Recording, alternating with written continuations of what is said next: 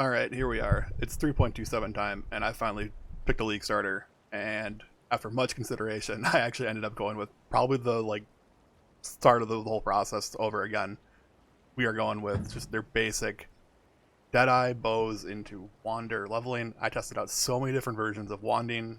Check out my Twitch VODs for some clips of Elementalist. Probably a couple of times, actually. I really wanted Elementalist slash Necromancer to work. I just could never get it to feel as good as Deadeye did, and I don't have much faith in any of the other classes feeling much better than that. Deadeye is just the most obvious answer, and just what I'm going to go with. So, what does Deadeye do well? It's super fast. You get more prods for coverage. Start next to a bunch of all the extra projectile nodes.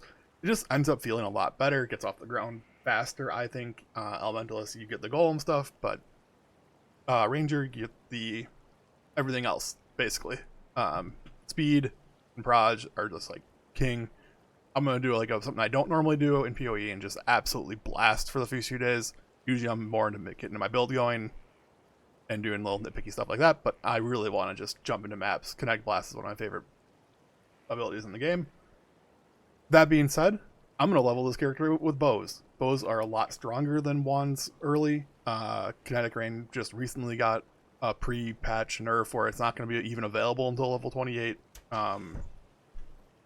So even if Kinetic Rain's super broken, I'm going to keep blasting bows.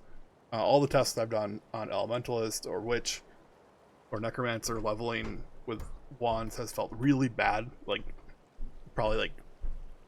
least in comparison to how Deadeye feels leveling. So this is what I'm doing. And I'm going to go over my full leveling guide here. This is strictly from level 1 to maps, and this is a lot of effort I put into this PoB. So if you do me a huge favor, click the like button down below, leave a comment or something like that, click the subscribe button if you get any information out of this. So I'm going to talk about how I level Deadeye, specifically a bow Deadeye. As you can see, I have skill trees basically going through the entire beginning progression. Levels 1 through 8, where you should be at level 16, whatever. Pretty standard stuff. I did this while leveling a character, so it should be extremely accurate of where I kind of am. Skill section is kind of the same idea. We have our skill set up for each level range here, so go ahead and jump through those. Should be pretty accurate. I'm going to point out a couple of details in here that I want to go over. And then most importantly, check out the note section. I basically started with Act 1 being extremely specific on what we're trying to get. Rewards and what to purchase from vendors at each level. This is a ton of work that goes into this, so again, if this helps you at all, please just let me know. Say thanks. It means a lot to me. As you can see, as we get towards the bottom, we get less and less notes, but that's not because there's nothing else to say. Just basically, the build's set up at that point. From Act 6 to maps and beyond, you're basically ready to go. So there you go. It's just really important to not screw up Acts 1 and 2 too badly, and then you're pretty much blasting from there. Alright, so what I want to talk about in the tree that's most important, I play pretty standard bow start. So I do Galvanic Arrow from level 1 to 11, Mirage Archer added cold, Shrapnel Ballista, faster attacks, Sniper's Mark, pretty standard stuff, precision, yada yada. I mentioned this in my notes section of this, but I purchased a ton of gems throughout the progression here, so make sure that you're picking up all your magic items that drop, all your rares, selling to the vendors, getting your materials, because we're going to be cycling through gems a lot here. So this is pretty standard stuff. Tree to go along with this one is your level 1 through 8, basically. Just pretty standard. But our next goal here is to rush towards Precise Technique. Precise Technique is something that a lot of people can screw up very easily. Basically, you get 40% more attack damage, which is a huge number at any point in the game, really. But especially when you're not really critting, because the downside of this is you never deal critical strikes.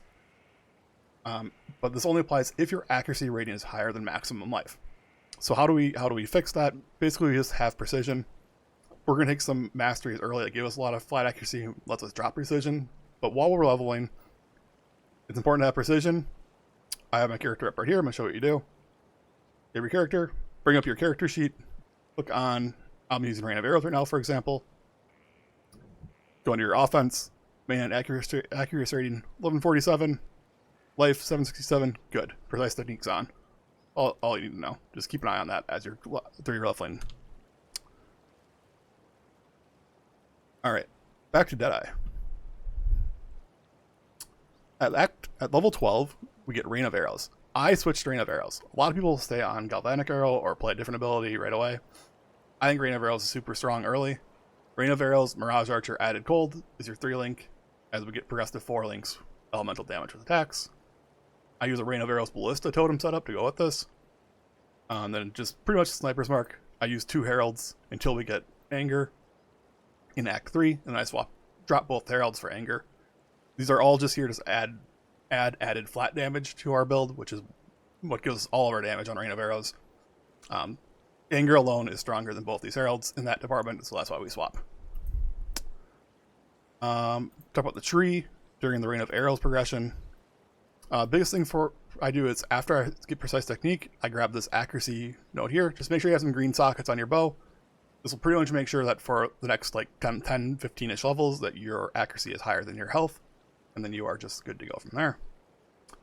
I do rush for point blank though, so I'm going to do a little test run of showing you what Rain of Arrows looks like and how to play it with point blank, because it is another more damage multiplier. So basically the way Rain of Arrows works with point blank is that when you fire Rain of Arrows, or when your minion or when your Mirage Archer fires Rain of Arrows, the buff for being close to the projectile is based on where your character is and where the arrows land. So the idea is always like stand in the middle of your Rain of Arrows. This can get a little sketchy around bosses, so maybe like just be careful around that. We'll put on some ballistas, and we're doing all a bunch of blank damage, point blank damage. So there you go. That's just how you play with point blank on Rain of Arrows. Ends up being just almost like 20 to 30% more damage. Again, this is a more damage multiplier, so getting like, I would say on average 60 to 70% more damage from these 2 keystones. Alright, so that's our Rain of Arrow setup. 26. I have this going up, PoB going up to level 33. We do a little swap, just clean up a couple of nodes here. And this is around the time you're going to do first lab. First lab, of course, we are taking, I didn't even check it on here, Gathering Winds. Gotta go fast, man. Gotta get that tailwind. We're gonna go with the next big part of this, but like really your build is basically set up from here, from level 33. This is what you're gonna play. Basically level 28 to a Lightning Arrow swap.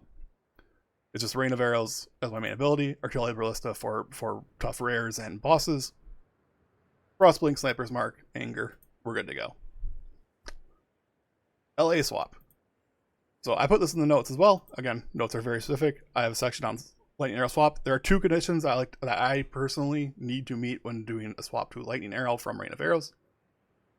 First one being, I need to have 3 total projectiles. So I get +1 from Master Fletcher and +1 from Multi-Shot. If we look on the tree here on the LA swap, this is Master Fletcher, +1 arrow. This is Multi-Shot, +1 Proj. So we get 3 arrows. 3 arrows is very important, because if you are at 1, clear feels awful. If you're at 2, you don't have a middle arrow. So if you have an even amount of arrows, your arrows don't always hit, don't hit the target right in front of you. You go like around them sometimes. It feels really weird. So I always like to have an odd number of arrows. These 2 nodes give you 3 projectiles on bow attacks. So Lightning Arrow, really good. And the other requirement that I personally have is that I want Pierce if I'm playing Lightning Arrow. So I get at least 1 Pierce here. During campaign, that's fine. When you switch to maps, you probably want even more Pierce. The easiest way to get that is just take another point here for +2. So you end up getting like 3 Pierce from these nodes. Okay. Back to my note section. So that's the Lightning Arrow swap. From there, the next thing we'll do is Act 6 setup. This is going to be like pretty close to your Lightning Arrow swap. Maybe they could happen at the same time, really. Depends how fast you are leveling, depends what level you are, how much you're farming XP along the way. But Act 6, I add in all my utility, automated marks, and Manaforge arrow setup. So what do I mean by that? If we go look at our skill section, we go to our Act 6 setup.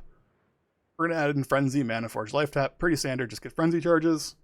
We're automate Sniper's Mark on the hit, Life Tap. Just some good stuff. And then that's it for Act 6. I'm playing Lightning Arrow, and then I have in here I'm playing Elemental Hit of the Spectrum. If it's cheap, if you're on Trade League, or if you get it from Lab, and you get it from First Lab from a Transfigure Gem, go ahead and use Elemental Hit of the Spectrum. It's very, very strong. Much better than Lightning Arrow early. Much better than Lightning Arrow probably for most of the mid game, until you get a really, really GG bow. But you can play Elemental to the Spectrum instead of Lightning Arrow. It's much better. Other than that, that is literally the entire setup that I'll be using until the start of maps. Maps, I just add in a couple of... Just clean up Artillery Ballista, add in some more utility on Manaforge, Stormlane, Blast Range. It's really helping with that single target boss damage. Add in Grace for a little bit of defenses, and in Steel Skin, cast some damage taken. And that's my start of maps progress. That's where I want to be for bows.